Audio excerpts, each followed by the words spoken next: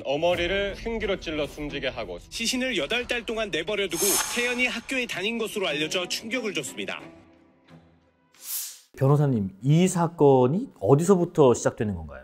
지금부터 한 12, 13년 전 2012년 어떤 중년 여성분이 오셔서 변호사님 아동학대 사건 많이 하시는 분으로 알고 있는데 우리 조카 좀 도와주세요 라고 오셨어요. 그래서 조카분이면 아직 어릴 텐데 무슨 일인가요? 그러게요. 그랬더니 우리 조카가 어머니를 살해했다고. 조카가 어머니를 살해했다. 그쵸. 전교 1등 하는 학생을 어머니가 전국 1등 하라고 골프채로 때리고 해서 이 학생이 어머니를 살해했던 그 사건이었죠. 이게 저도 어렴풋이 기억나는 것 같은 게 이게 워낙에 당시에 큰 사건이었다 봐요. 변호사님께서 직접 겪었던 이 사건의 기억은 어떠셨는지 궁금해요. 그때 찾아오신 분이 고모님이셨고 고모님이 우리 조카 좀 만나달라 라고 해갖고 구치소를 가서 그 학생을 처음 만나게 됐죠. 만나게 됐는데 왼쪽 눈 밑이 찢어져 있고 멍이 들어있는 거예요.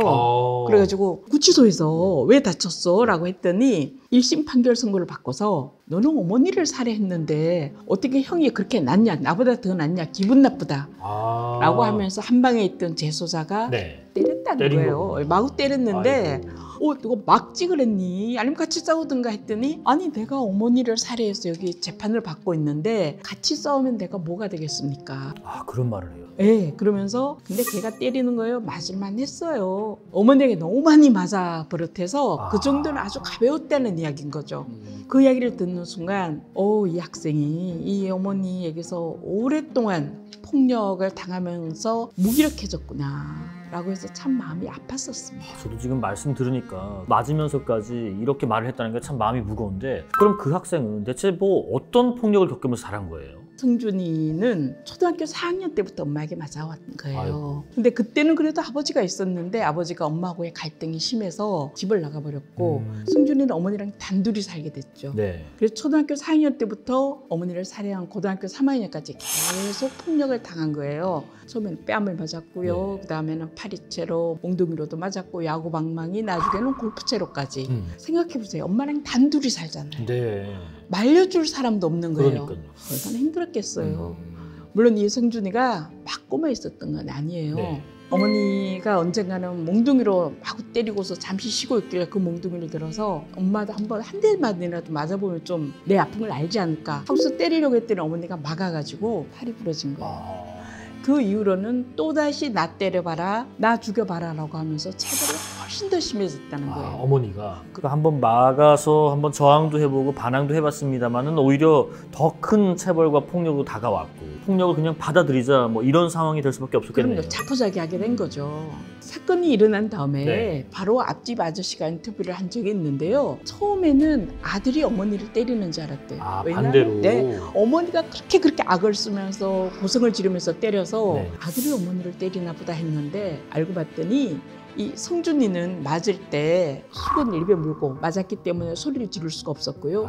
때리는 어머니가 화가 나서 소리를 질렀던 거였죠. 그래서 성준이 소리는 들리지 않았고 그쵸. 여성의 목소리만 들렸던 것이구나. 그렇죠. 그렇죠. 고등학교 고학년이 되면서는 더 심한 체벌로 이어졌다는 소리가 있던데 그건 어떤 얘기인가요? 네, 고등학교 3학년이 되면서부터는 극기 훈련이 추가됐어요. 극기 훈련이요? 먹지 말고 자지 말고 공부만 하는 훈련.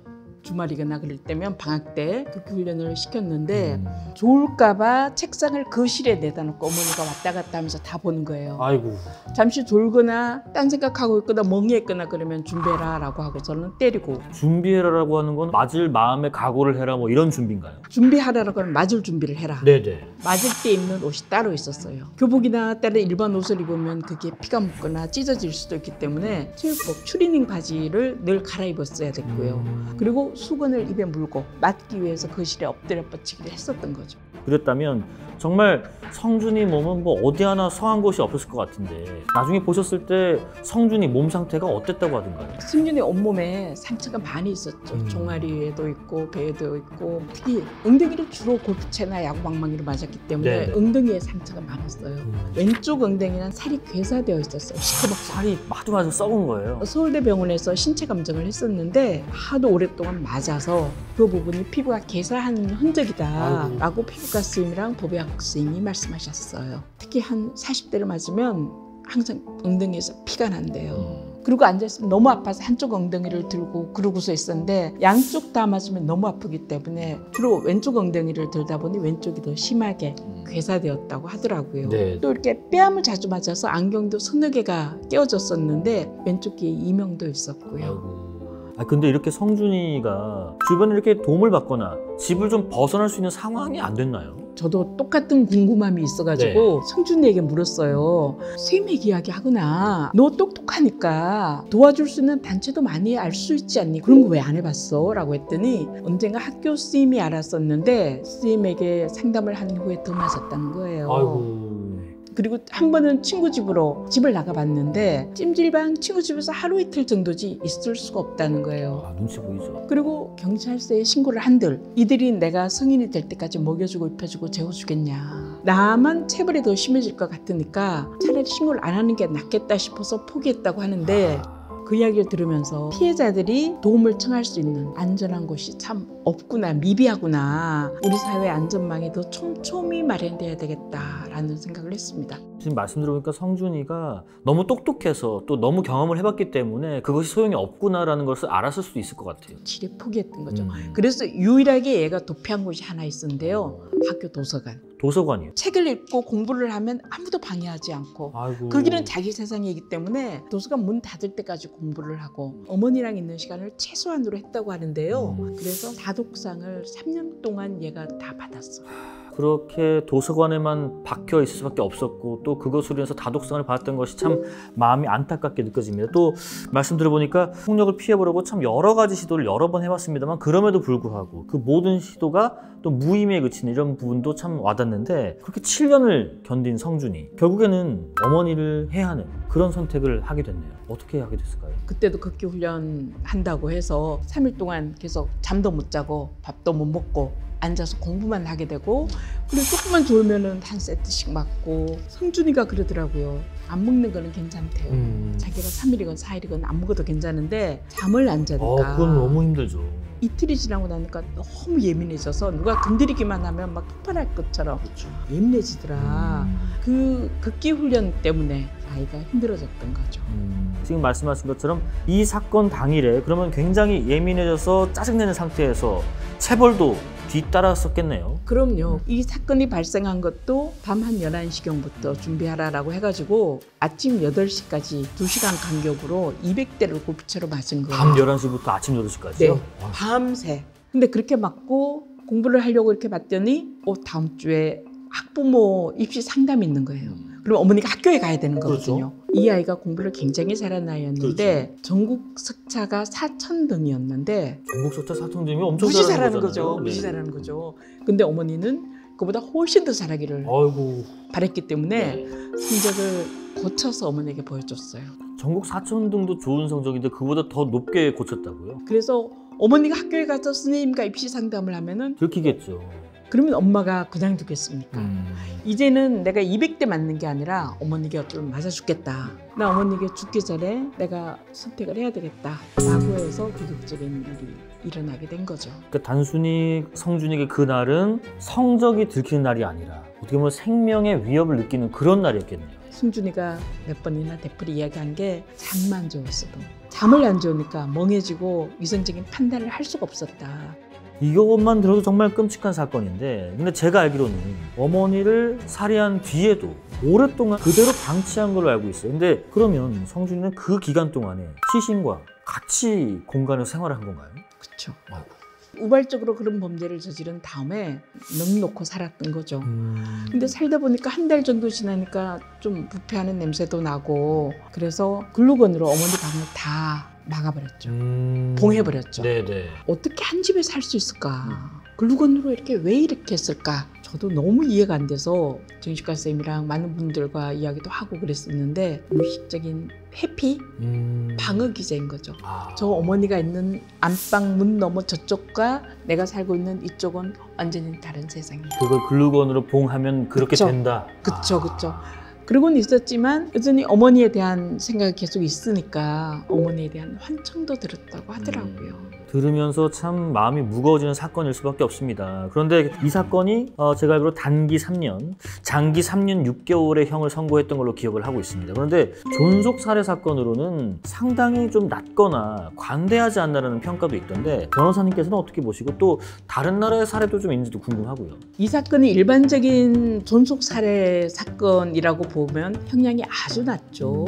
최소한 10년, 15년 이상 무기에까지 네네. 뭐 될 수 있는 그런 형을 받아 마땅한데 성준이가 초등학교 4학년부터 지속적으로 어머니에게 학대를 당했던 이런 사실, 주변에 아무도 도와줄 수 있는 사람이 없었던 거, 그리고 자기가 도피한다고 해봤지만 아무것도 성공하지 못해서 달리 선택의 여지가 없었던 거, 이런 점을 감안한다면 이 성준이로서는 이 방법에는 다른 방법이 없다고 극단적인 판단을 했다. 그렇다면 이 아이에게 정당방위를 인정해줘야 하지 않냐라고 해서 저는 정당방위 주장을 했었습니다.